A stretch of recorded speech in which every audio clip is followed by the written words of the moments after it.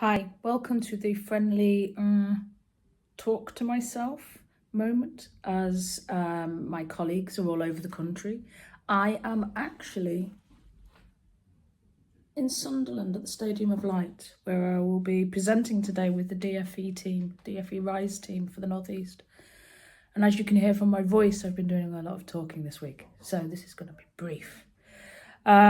We have had an incredible few week this week, and the reason why I'm doing this by myself is because everyone else is so incredibly busy. So let me give you a rundown of what we've been doing, or what I've been doing, because I don't know. I've not met the rest of the team for ages, and they're just some of the wonderful experiences. So last week we were at Pixel and we got to talk to hundreds and hundreds of school leaders, both in the primary and the secondary sector. And it's always so inspiring, I think, to meet people who are still working with young people and listening to the stories of everything that they're doing. It's one of my greatest privileges, actually, as a service lead is to sit with schools and listen and then take the best of what I hear and then share.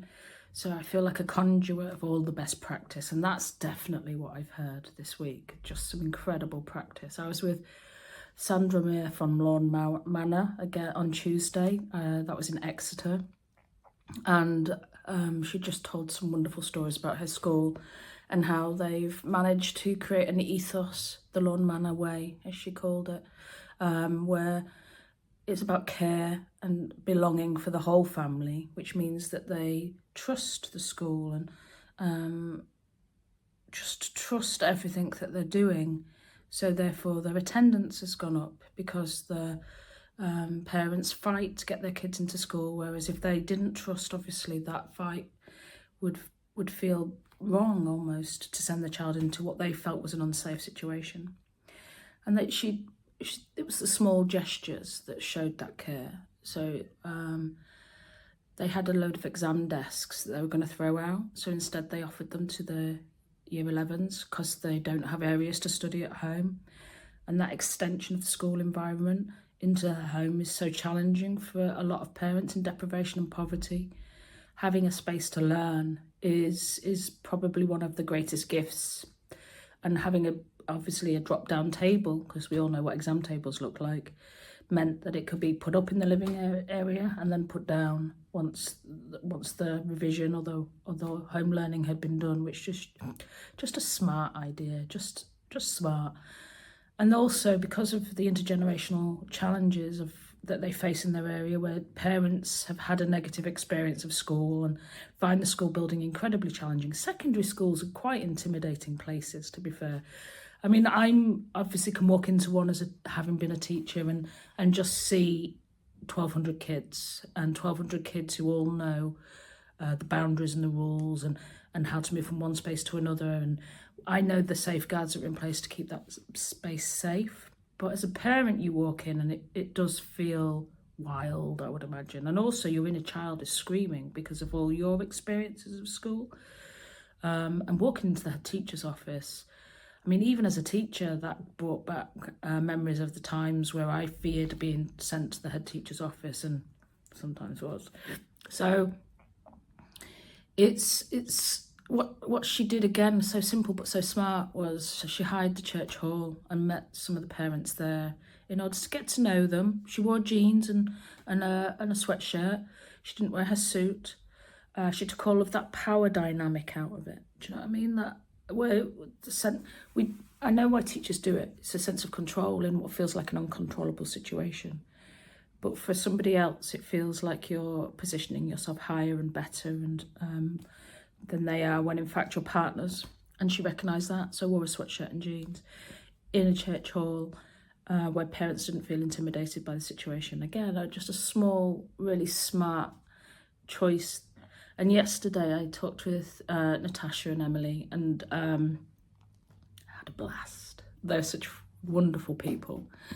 So they're from Grace Academy in Coventry. I keep having to say the Coventry bit, because apparently there are multiple Grace Academies. And the turnaround in that school has been insane.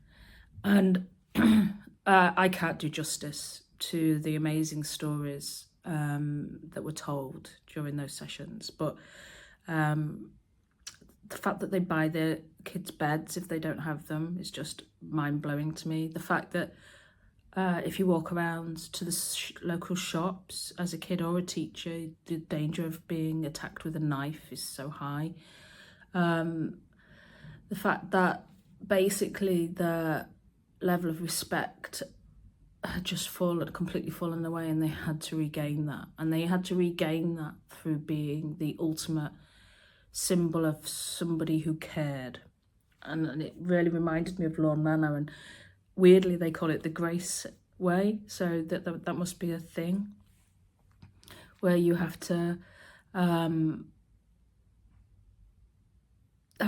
just set an ethos. And I've started to realise that driver 1 and 5 of our framework are fundamental. They're hard, but they're fundamental. Working on communications is practical and tactical, and there are things that you can do, like Sandra's AI videos that translated them into a different language, like making sure everything is a reading age that parents can take, which is what Grace Academy do, making sure everything is at age 11 reading age, which is so important for parents to access comms, so that it feels easy to start on 2, and most schools do. It's no judgment. And equally, home-based learning, setting up parent skills workshops are practical things that you can pull off in a short amount of time. Building an ethos and building the community partnerships that can support you in the building of those ethos. That ethos is much more challenging and is a medium to long-term strategy, I grant you. But what Natasha did was reach out to corporate partners to fund a lot of the work that she wanted to do. And she'd brought £700,000 into the school, as well as having whole portions of the building redone by local partners. And as she rightly pointed out, businesses have a CSR responsibility. They also have incentives to support local community because of taxation rules. Equally, a secondary school can have anywhere from 1,000 to 2,000 consumers within their building. And if that corporate entity is seen to support them, then it's ever so likely that they will become loyal customers. So it's kind and it's thoughtful that the corporate partnerships do it. And I don't want to devalue the fact that they care enough to reach out to a school and build that school up and pull these kids out of poverty. It's just incredible. Coventry Building Society has funded trips to the beach for these kids. And that sort of investment in kids having experiences and developing their curiosity is just it's so inspirational. But what was important was they weren't afraid to ask, and every email that came in and said, would you like this? They said yes, and they followed it up and they put the effort in. And what that meant is that they had the money within the school in order to do the things that built the care, that meant the parents felt trust and belonging in that space. So the food banks were all funded by a local business, but they just give away food to anyone within the community. It doesn't even have to be parents. But what that does is give a positive critical mass word of mouth in the local community that can actually turn the tide quite a lot. All of the events they put on are free. They don't charge parents for their shows, or they invite local parents' businesses, so not just local businesses but parents' businesses, to their Christmas fair to sell the cakes, to sell the little crocheted teddy bears, etc. It's just really smart, small things that are funded by the partnerships that they've created. Now, what's also worth noting is that both of the schools that I've worked with this week, and I would imagine Racheal Coning at Mill Academy is going to be the same today in Sunderland, they all understood the context that their parents lived in, and they adapted the school to that context. That's what I've learned. So rather than insist that the parents adapt to how the school is doing things, the school made adaptations to bring the parents closer. So yes, they have an app, but they also understand digital poverty. They also understand that an app isn't the greatest, priority for a parent's data. and to buy more costs money they don't have. So understanding that, and therefore sending things home on paper, and going a little old school with these parents, with a planner and stamps and all of the things that we used to do before the internet existed. And also understanding, like Sandra did, that the empathy of struggling really as parents in a deprived situation. But what I really loved was the idea that the language you use around these parents is important as well. So yes, they're in challenging situations. Yes, they're in deprived areas. Yes, these children are coming from difficult backgrounds, but do their parents need that language to package their existence? Or do they need lifting up too, and giving the impression that they're doing the best they can in these situations, and some exceeding what they could potentially do? So as you can see, I'm absolutely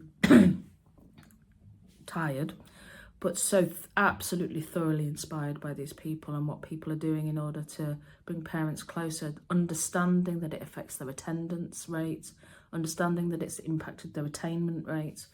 So it is directly impacting the fundamental drivers for success that school requires. So it's not a nice to have that's just another fad in education.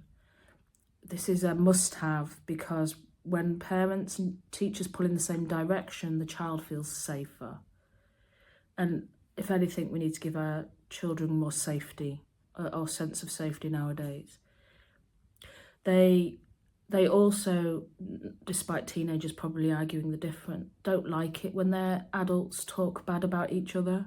It makes them feel uneasy. It challenges their sense of loyalty, and my 20 years in education taught me that kids value loyalty over anything, over everything in the world.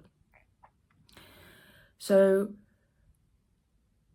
pulling in the same direction, two adults together, gives a kid no wiggle room, gives them safety, and therefore gives them no choice but to reach their potential. And that's why the Educational Endowment Fund have said it increases outcomes by performance every year. So over a course of an 11-year school career, that's 3 years. That's significant.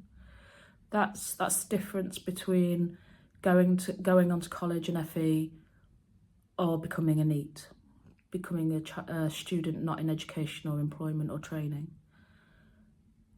That is huge. And that's why I think the two school leaders I've worked with this week and the school leader I'll work with today, the 3 I'll work with in the future, will all work hard to bring that partnership together. Anyway, I've talked to myself a lot. I'm in a hotel room. I need to drink coffee. I've got more presentations to do today. Next week I'll bring friends. I do have friends. I do have colleagues. And we'll have a proper friendly natter. It's really, really cool what's going on out there. It's really inspiring. Speak soon.